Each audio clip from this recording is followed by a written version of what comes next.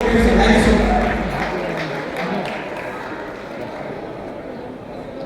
You.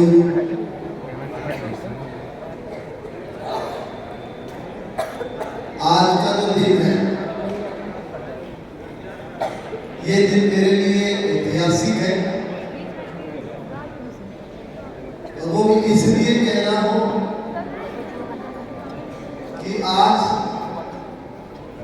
Smart value जो कंपनियों को 25 साल तो हुए हैं, इसके लिए मैं बहुत बहुत बधाई शुभकामनाएं देता हूं। लेकिन साथ में जो मैं यहाँ देख रहा हूं, इस कंपनी से जुड़े जो लोग हैं, तो मैं कह सकता हूं ये कंपनी युवाओं की कंपनी है।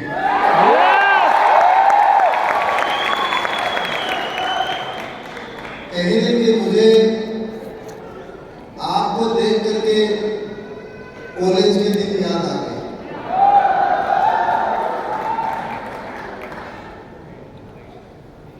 थैंक यू, आपने मेरे को यहाँ पे बुलाया और मैंने मेरी लाइफ में सीखा है कि कभी भी जिंदगी में आपको नेगेटिव नहीं सोचना है और हार नहीं माननी है। यस। क्या नहीं करना है? तो नेगेटिव नहीं सोचना है, हार नहीं माननी है और हार नहीं माननी है। हम कभी नहीं हारते हैं। ये जो हम मिशन में लगते हैं, उसमें हो सकता है सक्सेस कम मिली हो, पर हमने सीखा बहुत है।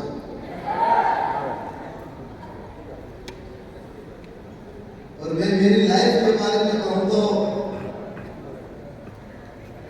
10 साल की उम्र में जब मुझे करंट लगा था, बिजली का करंट, एक पेड़ पे मैं चढ़ गया था बोलबस में, वहां पे ये करंट लगा मुझे। और जब मुझे उस पेड़ से नीचे उतारा गया तो मुझे घर तक जब लेकर के आए थे तो समझा कि डेड हो चुका है, ये मर हो चुका है। तो पहले तो मैं बताना चाहता हूँ कि मैं जिंदा रहेगा कोई मेरी लाइफ में बोनस है।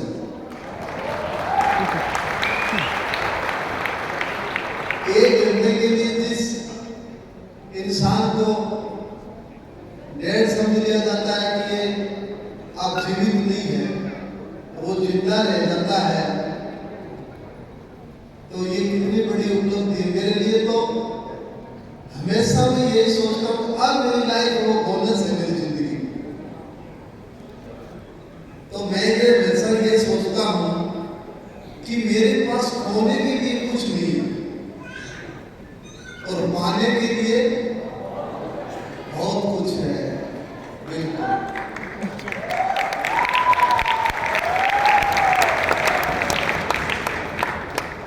एक मुश्किल दौर से मेरा 6 महीने ट्रीटमेंट चला, मुझे लेफ्ट हाथ गंवाना पड़ा। और जब मैं हॉस्पिटल से बाहर निकल रहा था तो मेरे फादर साहब को डॉक्टर ने कहा कि ये आपका बेटा, ये लाइफ में ज्यादा कुछ नहीं कर पाएगा, बहुत दुबला पतला रहेगा ये, क्योंकि इसके इतनी ज्यादा चोटें लग चुकी हैं, नॉर्मल जिंदगी ये नहीं जी पाएगा। लेकिन कहीं न कहीं देखा जाए तो फादर साहब ने कहा कि जब मैं मेरे बेटे को लेकर के आया था तो आपने कहा था कि जिंदा कैसे रह गया, तो जिंदा रह गया तो आगे भी अच्छा ही करेगा।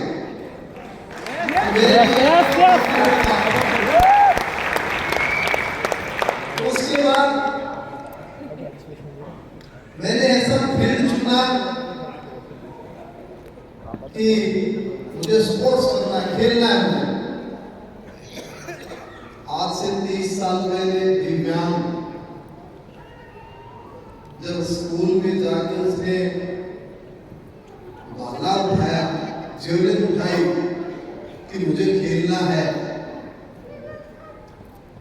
मैं 9वीं कक्षा में था, 10वीं में था सॉरी, तो मेरे से सभी ने कहा कि आप दिव्यांग हो, आप भाला नहीं फेंक सकते, आप जेवलिन थ्रो नहीं कर सकते, आप अपनी पढ़ाई करो और जॉब पकड़ो, जिंदगी जियो। देखिए, भाला उठाना ही मेरे लिए चैलेंज था, लेकिन मेरा जज्बा, मेरा हौसला ये कह रहा था कि मुझे तो भाला फेंकना ही है। अब स्कूल में भाला तो नसीब नहीं हुआ। मैंने गांव में आकर के, मेरे घर पे आके एक लकड़ी का भाले बनाया, मैंने खुद ने पर्सनली वो भाला बना करके मैं डिस्ट्रिक्ट का चैंपियन बना।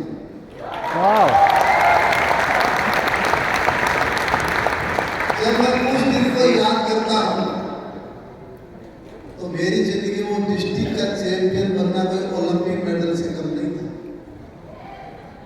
क्यों? क्योंकि वो चैलेंज था कि आप नहीं खेल सकते। हर कोई मुझे कमजोर कहता था, तो मैंने उस दिन सोचा कि अब मुझे स्कूल में कोई कमजोर नहीं कहेगा क्योंकि मैं डिस्ट्रिक्ट का चैंपियन। एक शुरुआत होती है लाइफ की, उस शुरुआत में बहुत चैलेंज आते हैं आपके सामने, और सेम ही कंपनी में भी ऐसे ही होता है ना।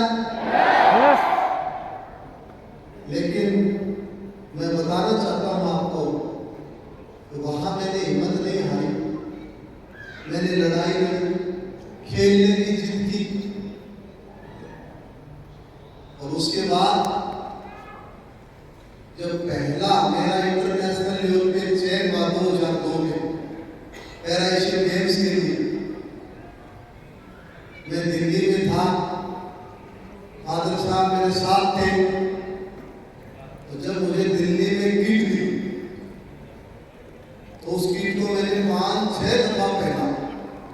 तो मेरे फादर साहब ने कहा कि क्या है, छोटी है या बड़ी है? तो मैंने कहा मैं तो ये छोटी है ना ये बड़ी है, मुझे इंडिया का ब्लेजर पहन के बहुत अच्छा लगा। कहीं वो देशभक्ति थी। 2002 में पहले ही टूर्नामेंट में पैरा एशियन गेम्स में गोल्ड मेडल जीता और एशिया का नया रिकॉर्ड। उस टाइम में कॉलेज स्टूडेंट था, समस्याएं बहुत थी, चैलेंज बहुत थे। हमेशा मैं एक ही बात कहता हूं, आपकी कोई भी प्रॉब्लम आती है तो आप एक याद रखना, आप सक्सेस की तरफ जा रहे हो, इसलिए आपकी प्रॉब्लम आ रही है।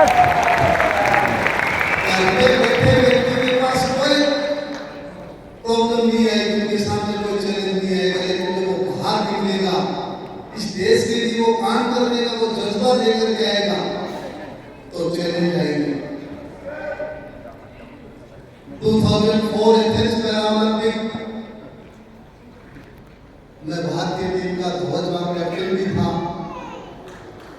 और जब ओपनिंग सेरेमनी हो रही थी तो मैंने सोचा मुझे इस देश के लिए गोल्ड मेडल जीतना है, उस देश का राष्ट्रीय गान पूरी दुनिया सुनाई दे, मुझे ऐसा काम करना है। आज भी मुझे याद है,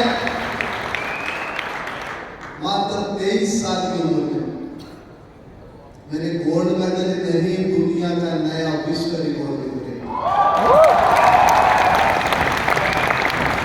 अब देखिए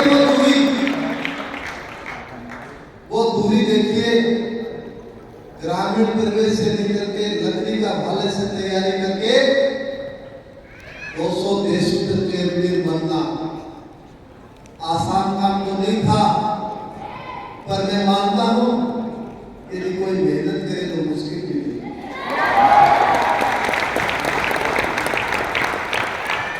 2005 में मुझे महामहिम राष्ट्रपति ने अर्जुन अवार्ड से नवाजा, और ये सफर रुका नहीं, चैलेंज थे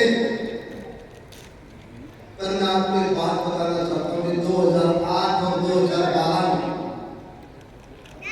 मेरे जेवलिन थ्रो इवेंट किया है पैरा ओलंपिक के लिए, और मैं खेल के अलावा कुछ जानता नहीं था। बस मेरे दिमाग में कि भाई मुझे खेलना बहुत अच्छा लगता है, इस देश के लिए मेडल जीतना है। एक बार मैंने 2010 में सोचा कि मुझे गेम छोड़ देना चाहिए, लेकिन मेरी फैमिली ने मुझे मोटिवेट किया कि आपको खेलना चाहिए। 2016 में आएगा आपका इवेंट, और ऐसा ही हुआ। 16 में जब पैरा ओलंपिक में इवेंट आया तो पता है मेरी उम्र कितनी थी? 35 साल। तो मेरे दोस्त ने पूछा मुझसे कि क्या पैरा ओलंपिक में जाओगे अब की बार?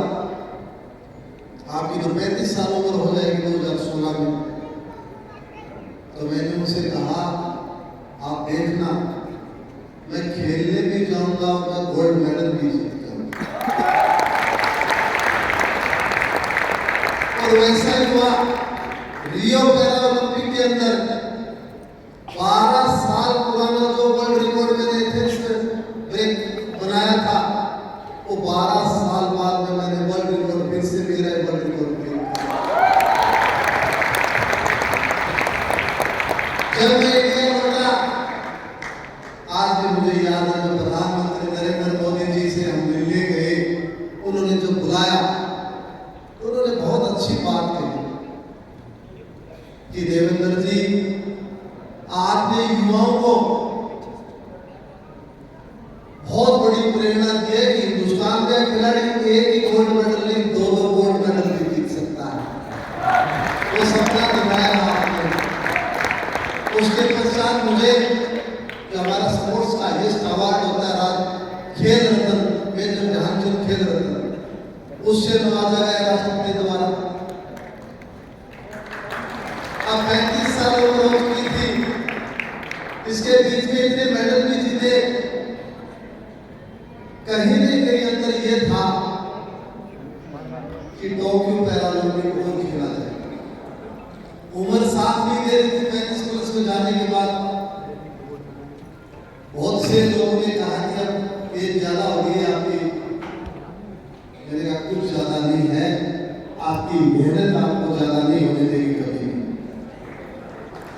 जब टोक्यो पैरा ओलंपिक में गया, मैं जाने से पहले माननीय प्रधानमंत्री नरेंद्र मोदी जी ने एक बात कही थी कि देवेंद्र जी, लोग कहते होंगे 40 साल आपकी उम्र होगी, लेकिन मुझे पक्का विश्वास है देश के लिए आप फिर से मेडल जीतोगे।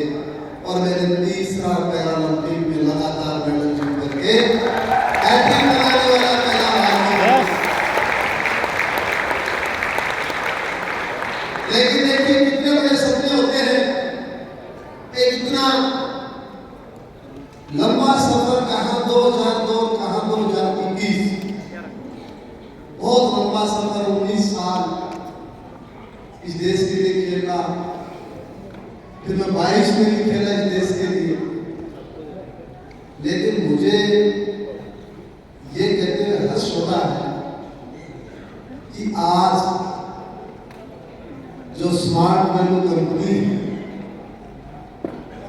मुझे ये पता नहीं था कि मैं इसके मंच पे आऊंगा। उस टाइम हम लोग टोक्यो पैरा ओलंपिक से पहले हम ऐसे चर्चा कर रहे थे फूड सप्लीमेंट। तो मेरे अंदर एक भावनाएं थी, मैंने कहा हम बाहर की कंपनी का हमें नहीं लेना चाहिए, हमें इंडिया में जो कंपनी है उनका लेना चाहिए फूड सप्लीमेंट।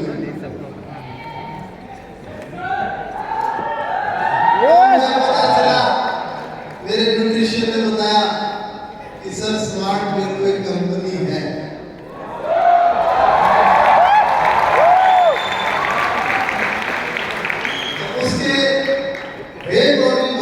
आते हैं फूड सप्लीमेंट काफी, जैसे कैल्शियम, मल्टीविटामिन। तो मैं 2021 में स्मार्ट वैल्यू कंपनी से जुड़ा था।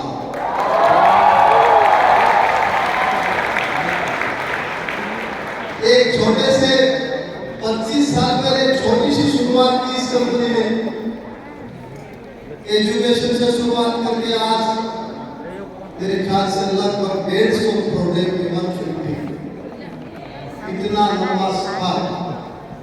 उस सफर में